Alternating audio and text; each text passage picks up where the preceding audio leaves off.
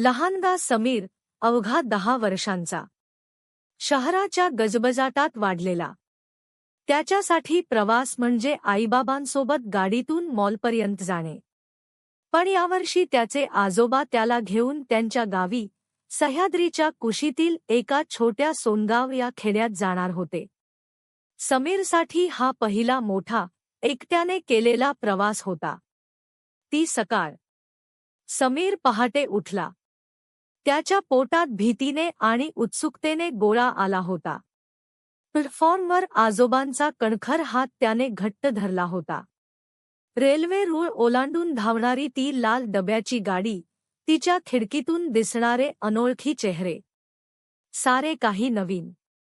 त्याने आईचा निरोप घेतला तेव्हा तिच्या डोळ्यांतील काळजी त्याला स्पष्ट दिसली, पण आजोबांचे शांत, आश्वासक स्मित पाहून त्याची भीती हळूच विरून गेली. प्रवास सुरू झाला. समीरला खिडकीजवळ जागा मिळाली.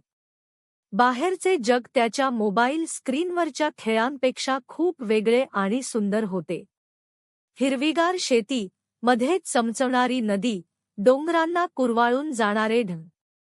त्याने पहिल्यांदाच पाहिले शेतात चिखलात काम करणारी माणसे, विहिरीवर पाणी भरणारी बायका आणि रस्त्याच्या कडेला खेळणारी अगदी त्याच्या एवढीच मुले.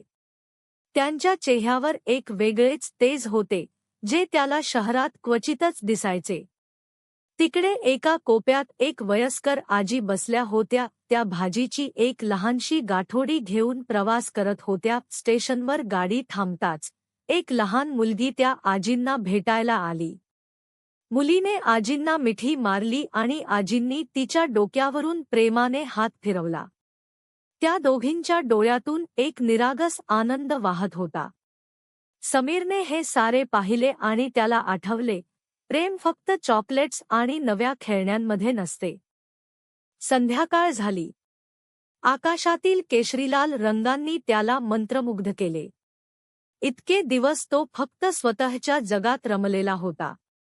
पण आजूबाजूच्या लोकांच्या गप्पा, त्यांचे हसणे, त्यांचे साधे आयुष्य पाहून त्याला जाणवले की जगात कितीतरी गोष्टी आहेत ज्याचा अनुभव घेणे बाकी आहे.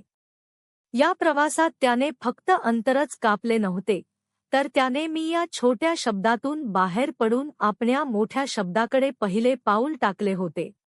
आजोबांनी त्याच्या खांद्यावर हात ठेवला आणि म्हणाले, समीर, प्रवास फक्त एका ठिकाणाहून दुसऱ्या ठिकाणी जाणे नसतो रे बाळा. तो आपल्याला आपल्या आत डोकावून पाहण्याची संधी देतो. गावी पोहोचल्यावर समीरच्या चेहऱ्यावर एक वेगळीच चमक होती.